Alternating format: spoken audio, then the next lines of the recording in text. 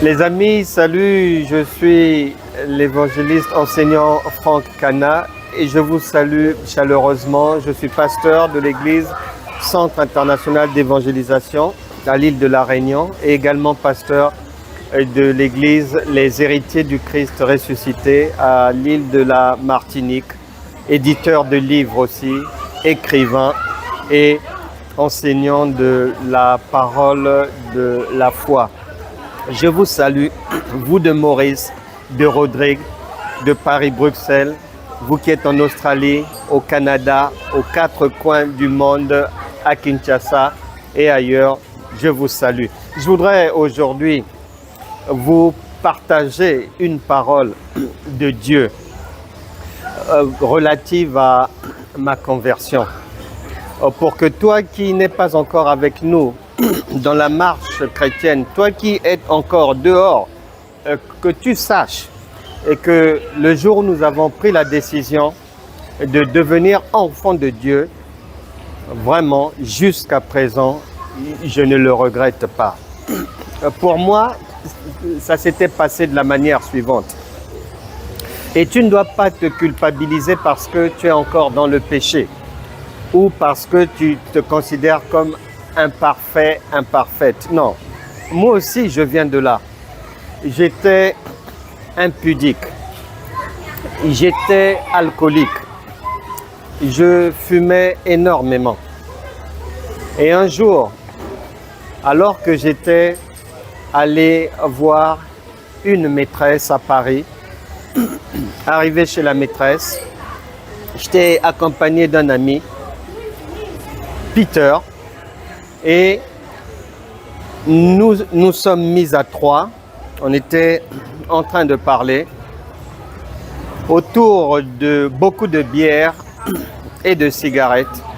Mon ami et moi, on fumait, on buvait dans la causerie et la maîtresse nous regardait, ma maîtresse à cette époque. Alors que je ne connaissais pas Dieu, alors que j'étais dans l'alcool, dans la boisson, je trompais ma femme avec une maîtresse. Et ce sont là des comportements de ce que quelqu'un peut faire lorsqu'il n'a pas Dieu pour le conseiller, lorsqu'il n'a pas le Saint-Esprit. Et ce jour-là, pendant que nous sommes en train de parler, à un moment donné, je suis allé dans la cuisine pour reprendre des bières dans le congélateur. Et arrivé là, j'ai tout à coup senti comme quelque chose de lourd qui était tombé sur moi. J'ai eu des vertiges. Je n'ai pas pu ouvrir le congélateur pour prendre la bière. Sur le champ, j'ai senti la fièvre. Je suis tombé immédiatement malade. Eux, ne me voyant pas repartir au salon, ils sont venus. J'avais mis du temps sans repartir et ils m'ont vu appuyer silencieux sur le congélateur. Ils m'ont demandé ce qui n'allait pas. J'ai dit non, je suis malade. Ils ont dit mais comment? Il y a à peine 2 minutes, tu rigolais, tu buvais et là tu es maintenant malade. J'ai dit oui. Et je dis ce jour-là à ma maîtresse de me raccompagner. Il fallait que je rentre chez moi. Et lorsque j'ai pris mon train, quand je suis arrivé chez moi, il faisait peut-être 22 heures par là, j'étais fiévreux, je suis allé directement dormir. Ce jour-là, ça sera la première nuit de ma vie durant laquelle je vais me souvenir d'un rêve. J'ai fait un rêve. Et c'était la première fois de ma vie de m'en souvenir. Dans le rêve, je marche dans une rue et un monsieur vient en face de moi. Il me parle, mais je ne vois pas son visage. Il parle derrière un mégaphone. Je ne vois pas le visage, j'entends seulement, ça résonne. Tu es maintenant malade. Tu veux de l'aide. Comment pourrais-je t'aider? Et tu es dans l'adultère. Et tu es dans l'alcool. Et tu es dans le tabac. et tu es dans les mauvaises choses. Si tu veux que je t'aide, arrête ces choses et je te bénirai. J'ai sursauté du lit. Je me suis rapidement, j'ai voulu savoir qui m'a parlé. Et en réfléchissant sur le lit, sans parler à personne, je réfléchissais sur ce rêve. Et je me suis posé la question, mais qui m'a parlé?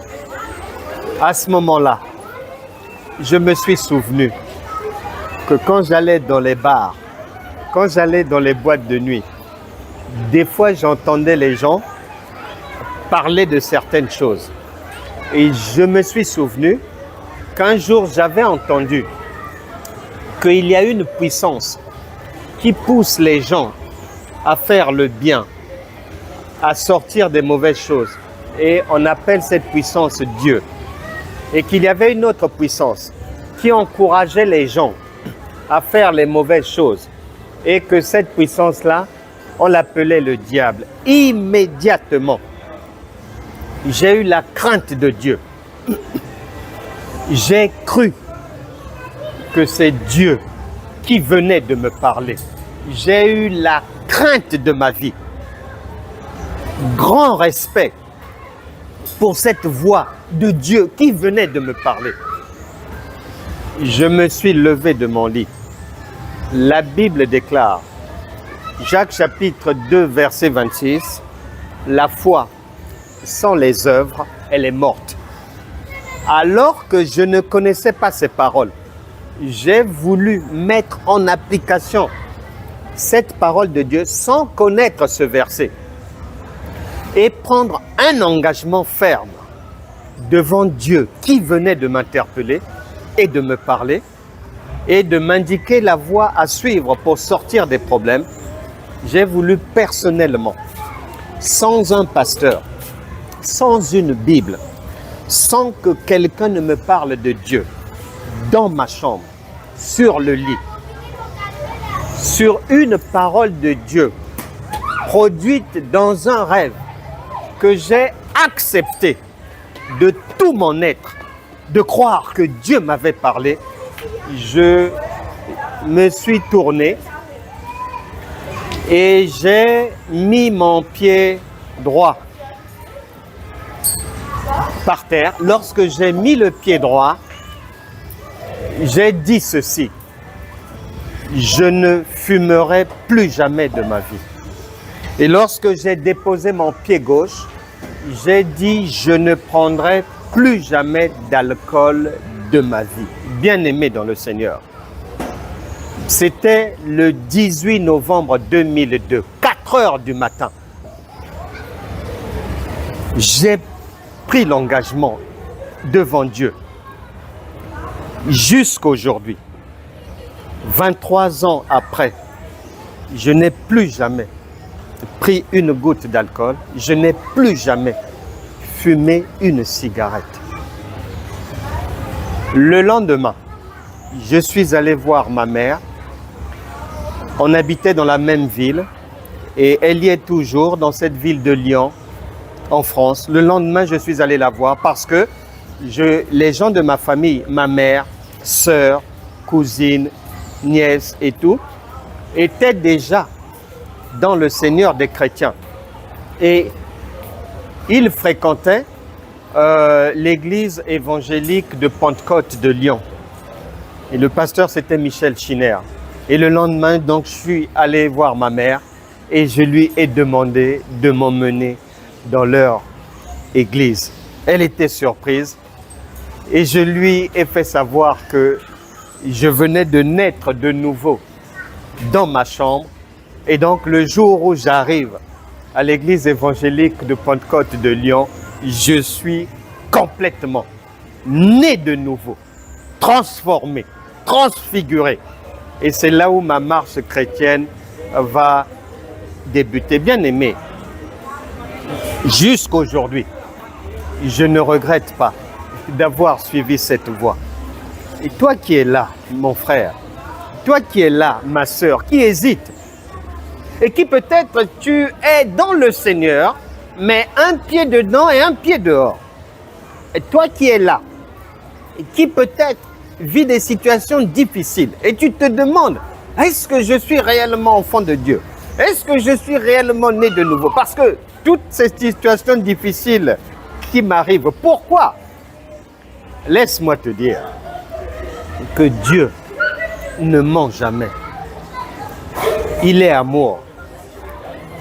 Jean 3,16, il a donné, Dieu a tant aimé le monde qu'il a donné son Fils unique afin que toi tu puisses avoir la vie.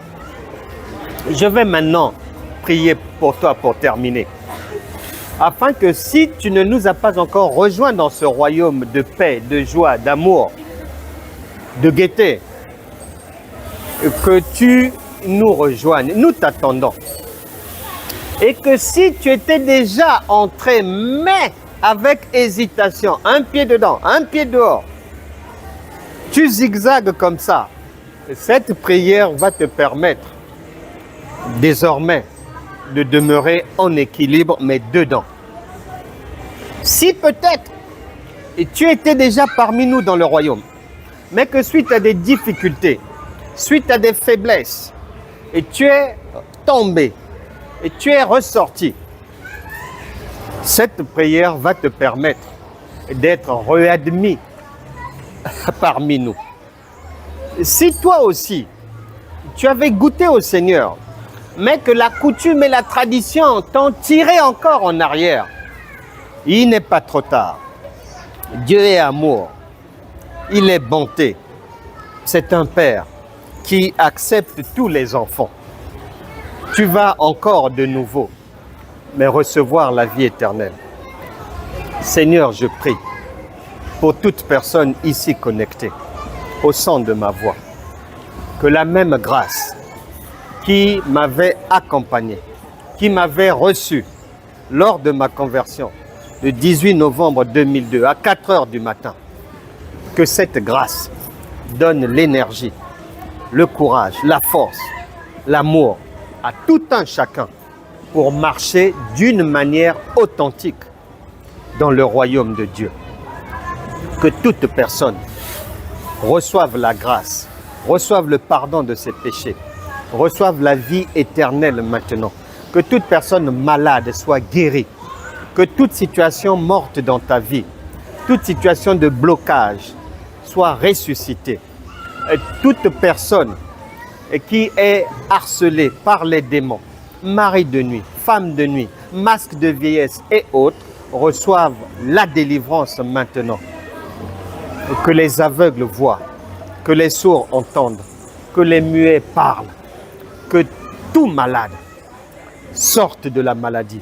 Non au cancer, non au diabète dans ta vie, non au sida, non aux hépatites, hépatite B, hépatite C, non au cancer de l'utérus, non au cancer des os, cancer du sang, toutes sortes de tumeurs, tumeurs du cerveau, non à toutes ces maladies. Tu reçois ta guérison maintenant au nom de Jésus. Que toute personne qui ne dormait pas la nuit reçoit maintenant un bon sommeil. Toute personne accro à l'alcool reçoit maintenant par la foi l'esprit du dégoût de l'alcool et soit libre désormais. Que les fumeurs reçoivent le dégoût de la cigarette maintenant et qu'ils soient délivrés de cela. Bien-aimés dans le Seigneur, Actes des Apôtres, chapitre 16, verset 31, crois au Seigneur Jésus et tu seras sauvé, toi et ta famille. Que tes enfants et toute ta maison reçoivent le bénéfice de cette prière. À partir d'aujourd'hui, chacun désormais sait qu'il est libre, qu'il a fait la paix avec Dieu, qu'il est aimé de Dieu. Éphésiens chapitre 2, verset 19, tu es désormais parmi les gens de la maison de Dieu. Et Galates chapitre 5, verset 1, vient dire au revoir en disant que c'est pour la liberté que Christ t'a affranchi. Tu es désormais libre, guéri, délivré, authentiquement enfant de Dieu avec nous dans le royaume. Que la grâce et la paix demeurent avec chacun. On se retrouvera prochainement pour la suite de cette merveilleuse marche chrétienne dans le pays de Canaan. À très bientôt. Shalom.